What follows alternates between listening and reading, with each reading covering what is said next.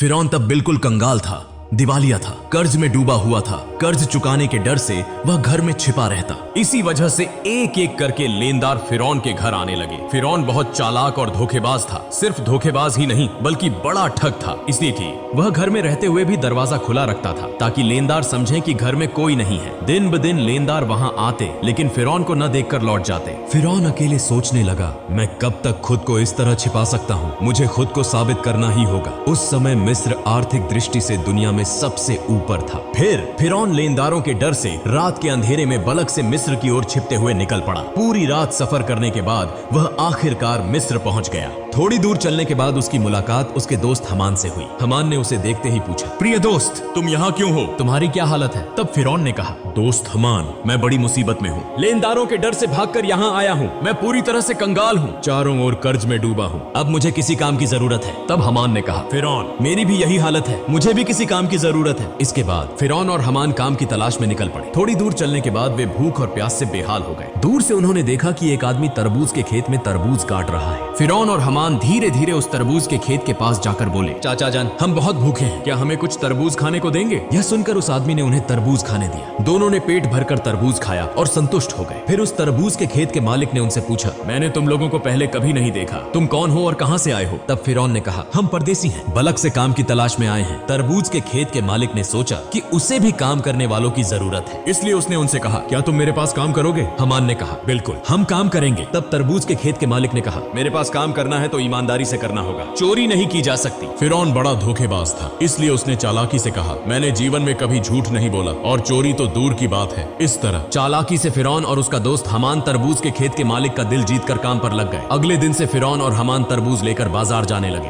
बाजार में तरबूज ऊंचे दाम पर बेचते और मालिक को ज्यादा मुनाफा दिखाते। इस तरह उन्होंने और भी ज्यादा मालिक का दिल जीत लिया। काफी समय बीत गया। एक दिन फिरौन ने उस खेत के मालिक से कहा, चाचा जान, आप तरबूज पीस के हिसाब से हमें बेचें, इससे आपको और ज्यादा मुनाफा होगा। खेत के मालिक ने उसकी बात मान ली। इसके बाद फिरौन अगले दिन फिर बाजार में तरबूज बेचने ले गया। वह तरबूज पीस के हिसाब से खरीदता, कभी कभी कुछ तरबूज चोरी भी करता और बाजार में तरबूज को काटकर टुकड़ों में ऊंचे दाम पर बेचता। इस तरह चालाकी से फिरौन ने बहुत पैसा कमा लिया। एक रात फिरौन ने अपने दोस्त से कहा, हमान, अगर हम सिर्फ तरबूज बेचते रहे तो जिंदगी में कुछ नहीं कर पाएंगे, हमें कुछ और करना होगा। उस समय एक अद्भुत घटना घटी। मिस्र के बादशाह ने अपनी सेना के माध्यम से देश में एक घोषणा जारी की। सैनिक विभिन्न स्थानों पर जाकर कहने लगे, यह सूचित किया जाता है कि मिस्र के कब्रिस्तान में एक चौकीदार की आवश्यकता है। यदि कोई व्यक्ति इस नौकरी को करना चाहता है तो वह तुरंत मिस्र के बादशाह के दरबार में संपर्क करे। यह कहकर सैनिक वहां से चले गए। इस बात को प्रत्यक्ष और परोक्ष रूप से सुनने के बाद फिरौन ने अपने दोस्त हमान से कहा, हमान, चलो हम राज दरबार में चलते हैं। हमान ने कहा, मुझे लगता है कि यह संभव नहीं होगा। तब फिरौन ने कहा, इस काम को हाथ से जाने नहीं देना चाहिए, चलो एक बार कोशिश करते हैं। इसके बाद फिरौन और हमान बिना देरी किए मिस्र के राज दरबार में पहुंचे। मिस्र के बादशाह ने उनसे पूछा, तुम लोग कौन हो और क्या चाहते हो? तब फिरौन ने हाथ जोड़कर निवेदन किया, मैं एक मुसाफिर हूँ, परदेश से आया हूँ, मैं बहुत ही जरूरतमंद हूँ। मैंने सुना है कि आप कब्रिस्तान के चौकीदार की नियुक्ति करेंगे, कृपया मुझे यह नौकरी दे दे, मैं जीवन भर आपका आभारी रहूंगा। मिस्र के बादशाह ने फिरौन को देखकर मन ही मन सोचा, उसका शरीर मजबूत है और चेहरा भी अच्छा है, लगता है वह इस काम को कर पाएगा। यह सोचकर बादशाह ने फिरौन को कब्रिस्तान के चौकीदार की नौकरी पर नियुक्त कर दिया। अगले दिन से फिरौन मिस्र के कब्रिस्तान में चौकीदारी का काम करने लगा। दिन रात वह कब्रिस्तान के गेट पर खड़ा रहता। पास ही एक छोटे से कमरे में उसका दोस्त हमान और वह दोनों साथ रहते थे। एक रात कुछ लोग एक मृत शरीर को दफनाने के लिए आए, लेकिन फिरौन ने उन्हें रोक दिया। उसने उन्हें कब्रिस्तान में प्रवेश नहीं करने दिया। तब उन्होंने पूछा, मामला क्या है? आप हमें लाश दफनाने से क्यों रोक रहे हैं? दरअसल फिरौन बड़ा धोखेबाज और ठग था। उसने चालाकी से कहा, क्या आप नहीं जानते, मिस्र के बादशाह ने नया कानून बनाया है, अगर किसी को लाश दफनानी है तो उसे एक सोने का सिक्का देना होगा। उन लोगों ने फिरौन की बात पर विश्वास कर लिया और उसे एक सिक्का देकर लाश को दफना दिया। इस तरह यह खबर फैल गई कि लाश को दफनाने के लिए एक सोने का सिक्का देना जरूरी है। इसी तरह फिरौन धोखाधड़ी करके बहुत पैसा कमाने लगा। उस समय एक अजीब घटना घटी। मिस्र में अल्लाह का कहर शुरू हो गया। चारों ओर कॉलरा और चेचक की बीमारी से बड़ी संख्या में लोग मरने लगे। कुछ लोग लाश को दफनाने के लिए कब्रिस्तान आए। तब फिरौन ने और भी चालाकी से कहा, मिस्र के बादशाह ने नया कानून बनाया है, अगर कोई व्यक्ति कॉलरा या चेचक से मरता है तो उसे 2 सोने के सिक्के देकर ही इस कब्रिस्तान में दफनाया जाएगा। फिरौन ने धोखाधड़ी से सभी से सोने के सिक्के लेकर बहुत सारा पैसा कमा लिया। इस तरह पूरा साल बीत गया। इसके बाद फिरौन ने अपने दोस्त से कहा, हमान देखो, मैंने 2 बोरियां पैसे कमा लिए हैं, लेकिन अब ये पैसे हमें मिस्र के बादशाह के पास ले जाने होंगे। यह सुनकर हमान चौंक गया। उसने कहा, फिरौन क्या तुम्हारा दिमाग खराब हो गया है? तुमने पैसे कमाने के लिए इतनी मेहनत की, सबको धोखा दिया और अब आखिर में ये पैसे बादशाह को देने जा रहे हो। फिरौन ने कहा, हमान धैर्य रखो, मेरी चालाकी धीरे धीरे सामने आएगी। इसके बाद बिना देर किए अगले दिन फिरौन और हमान 2 बोरियां सोने के सिक्कों की लेकर मिस्र के बादशाह के दरबार में पहुंच गए। मिस्र के बादशाह ने उनसे पूछा, क्या बात है, तुम लोग बोरियां लेकर राज दरबार में क्यों आए हो? तब फिरौन ने कहा, जहां पनाह, मैं 2 बोरियां सोने के सिक्कों के साथ आया हूं। यह सुनकर बादशाह के मंत्री ने उन्हें डांटते हुए कहा, तुम्हारी हिम्मत कैसे हुई कि तुम मिस्र के बादशाह के सामने खड़े होकर पैसों का घमंड दिखाओ? तब मिस्र के बादशाह ने पूछा, इतने सारे सोने के सिक्के तुम्हें कहां से मिले और तुम इसे यहाँ क्यों लाए हो? तब फिरौन ने कहा, जहां पनाह, जो लोग मृत लाश को दफनाने आते थे उनसे मैं एक सोने का सिक्का लेता था। इसके अलावा इसमें मेरी तनख्वाह के पैसे भी शामिल हैं। मेरा असली मकसद यह है कि मिस्र में पिछले 2 साल से जो गरीब लोग कर नहीं चुका पाए, उनकी ओर से मैं ये सोने के सिक्के आपको दे रहा हूँ। कृपया उनकी कर माफी कर दीजिए। यह सुनकर वहाँ मौजूद सभी लोग हैरान रह गए। मिस्र के बादशाह उसके इस कार्य से प्रभावित हुए और उस पर विशेष ध्यान देने लगे। अगले दिन से पूरे मिस्र में यह खबर फैल गई कि एक कब्रिस्तान का चौकीदार ने मिस्र के गरीब लोगों का 2 साल का कर चुका दिया है। पूरे मिस्र के लोग कहने लगे, इतना अच्छा इंसान पूरे मिस्र में दूसरा कोई नहीं हो सकता। अगर यह व्यक्ति हमारे देश का बादशाह होता तो हम कितने सुखी होते। इसी तरह पहले मिस्र के बादशाह और फिर मिस्र के लोगों का दिल जीत लिया। इसके बाद काफी समय बीत गया। एक दिन मिस्र के बादशाह का वृद्धावस्था के कारण निधन हो गया। इसके बाद चारों तरफ चिंता फैल गई कि दूसरा रमेसेस मिस्र का बादशाह कौन होगा। कुछ दिनों बाद राज दरबार में एक आपातकालीन बैठक बुलाई गई। वहाँ मौजूद विद्वानों में से एक ने कहा, इस तरह मिस्र के बादशाह का सिंहासन खाली नहीं रखा जा सकता। मिस्र का अगला बादशाह कौन होगा, इस पर सब चर्चा करें। तब वहाँ मौजूद एक व्यक्ति ने कहा, हुजूर, हमें लगता है कि जो लड़का कब्रिस्तान का चौकीदार है यानी फिरौन, उसकी कद काठी और स्वभाव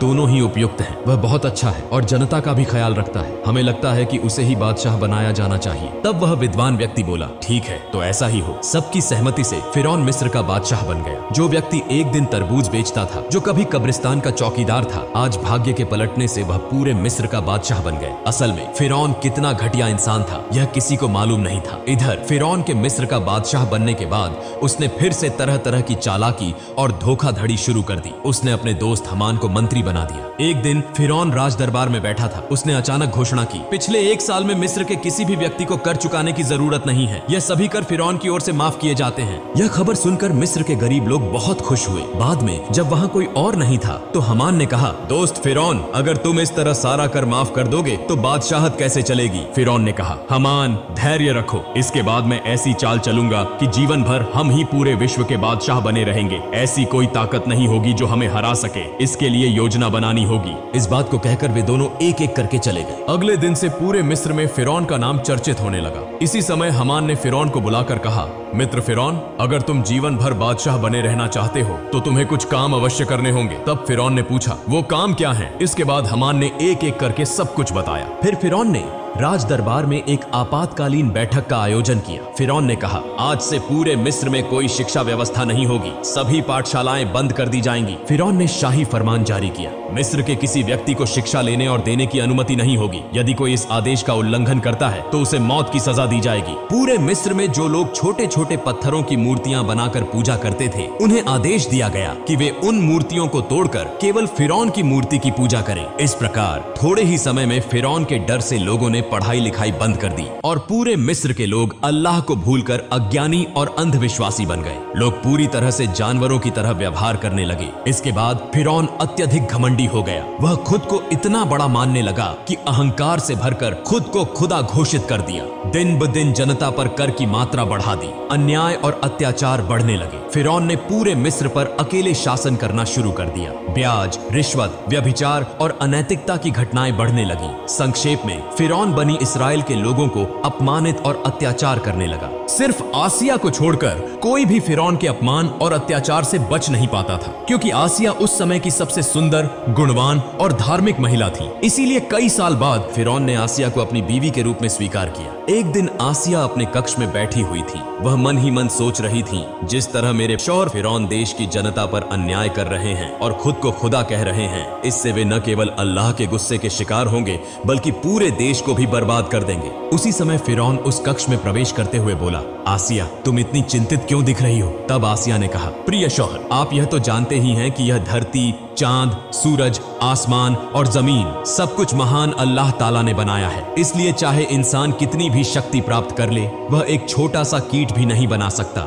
इंसान नश्वर है, एक दिन सबको इस दुनिया को छोड़कर जाना होगा। इसलिए आप खुद को खुदा कहना बंद करें और अल्लाह के रास्ते पर वापस लौट आएं। यह सुनते ही फिरौन बहुत गुस्से में आ गया और आसिया को डांटते हुए बोला, आसिया, अगर यह बात कोई और कहता तो मैं उसे मार डालता। जिस तरह सबने मुझे खुदा मान लिया है, तुम्हें भी मुझे खुदा मानना होगा, वरना तुम्हारा हाल भी उन्हीं की तरह होगा। यह कहकर फिरौन वहां से चला गया। उधर आसिया बहुत चिंतित हो गई। उनके पास कुछ भी करने का विकल्प नहीं था। उनकी आंखों से आंसू बहने लगे। इस तरह कई दिन बीत गए। फिर एक दिन फिरौन अपने कक्ष में आराम कर रहा था। आधी रात में उसने सपना देखा कि बनी इस्राएल की दिशा से एक विशाल आग का गोला आ रहा है जो पूरे मिस्र को जलाकर राख कर रहा है, लेकिन बनी इस्राएल के लोगों को कुछ भी नहीं हो रहा। यह स्वप्न देखकर फिरौन तुरंत जाग गया। फिरौन ने देर न करते हुए अगले दिन देश के विभिन्न हिस्सों से बड़े बड़े ज्योतिषियों को राज दरबार में बुलाया और अपने स्वप्न के बारे में बताया। फिरौन के इस स्वप्न का ताबीर करते हुए ज्योतिषियों में से एक ने कहा, जहांपना, आप नाराज न हो,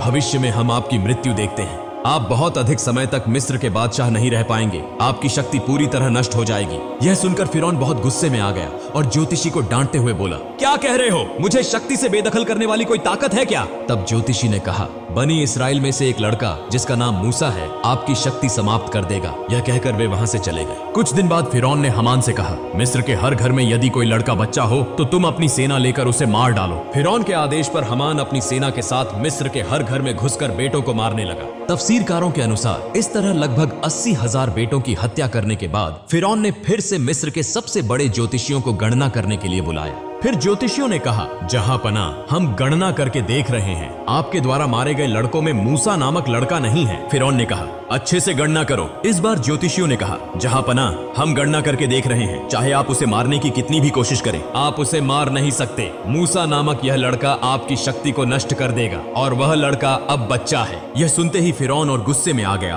और तुरंत आदेश दिया, तुम लोग हर घर में जाकर तलाशी लो, जहां भी मूसा होगा उसे मार डालो। यह खबर पूरे मिस्र में फैल गई। तब हजरत मूसा अलैहिस्सलाम की माँ बहुत चिंतित हो गई। वह सोचने लगी, अपने बच्चे मूसा को कैसे बचाया जाए। ठीक उसी समय उनकी बेटी मरियम नदी के किनारे बकरियां चरा रही थी। उसने देखा कि हमान और फिरौन की बहुत सी सेना उनके घर की ओर आ रही है। यह देखकर मरियम बहुत जल्दी अपने घर लौट आई और कहा, अम्मा जान, फिरौन की सेना हमारे घर की ओर आ रही है, मेरे भाई मूसा को तुम बचाओ। यह सुनकर हजरत मूसा अलैहिस्सलाम की माँ पूरी तरह चौंक गई। वह बिल्कुल भी नहीं समझ पा रही थी कि अब क्या किया जाए। इतने में फिरौन की सेना ने उनके घर को घेर लिया। ऐसे समय में अल्लाह रब्बुल आलमीन ने गैबी आवाज से कहा, हे मूसा की माँ, तुम देर न करो, अपने बेटे मूसा को जलते हुए चूल्हे में रखकर चली आओ। हजरत मूसा अलैहिस्सलाम की माँ ने देर न करते हुए अपने बच्चे मूसा को जलते हुए चूल्हे में रख दिया और तभी अचानक फिरौन की सेना घर में घुस आई। वे बोले, हमें खबर मिली है कि तुम्हारे घर में मूसा नामक बेटा है, जल्दी से उसे हमारे हवाले कर दो। तब हजरत मूसा की माँ ने कहा, देखो, यह तो मेरी बेटी है, यदि मेरे घर में मूसा है तो तुम लोग उसे ढूंढ कर देखो। फिर उसके बाद फिरौन की सेना घर के इधर उधर हर जगह तलाशी लेने लगी, लेकिन कहीं भी कुछ नहीं मिला।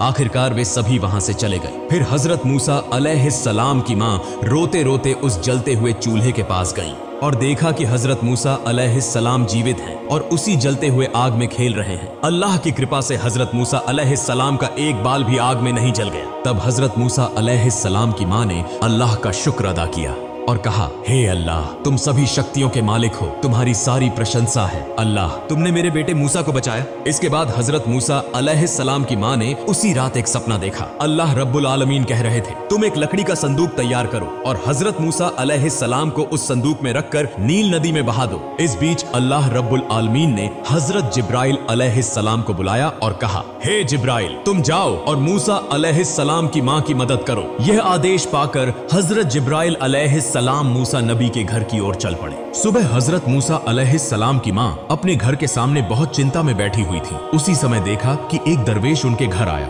फिर मूसा नबी की माँ ने कहा, आप कौन हैं? मुझे तो आप पहचान में नहीं आ रहे। तब वह व्यक्ति अपना परिचय छुपाते हुए बोला, मैं एक बढ़ई हूँ, क्या आपको कोई लकड़ी का सामान बनवाना है? तत्क्षण मूसा नबी की माँ बोली, बिल्कुल, मुझे एक लकड़ी का संदूक बनवाना है। और इस तरह अल्लाह ताला ने उस दिन जिब्राइल अलैहिस्सलाम के माध्यम से मूसा अलैहिस्सलाम की माँ को संदूक बनाने में मदद की। फिर मूसा अलैहिस्सलाम को नील नदी में बहा दिया। अल्लाह की क्या कुदरत! नील नदी का प्रभाव जिस दिशा में बहता है, हजरत मूसा अलैहिस्सलाम का लकड़ी का संदूक उसके विपरीत दिशा में बहता रहा। इस तरह बहते बहते हजरत मूसा अलैहिस्सलाम का लकड़ी का संदूक फिरौन के राज दरबार के पास पहुंच गया। वहां फिरौन और उसकी पत्नी माँ आसिया और अन्य दासियां मौजूद थीं। जैसे ही उन्होंने संदूक देखा, माँ आसिया तुरंत आगे बढ़ी। माँ आसिया ने संदूक खोला और देखा कि उसमें एक सुंदर बच्चा पड़ा है। उसके मस्तक पर जैसे नूर का उजाला चमक रहा हो। इतना सुंदर बच्चा उन्होंने कभी नहीं देखा था। इसलिए बिना देर किए माँ आसिया ने मूसा अलैहिस्सलाम को अपनी गोदी में उठा लिया और फिरौन के पास जाकर बोली,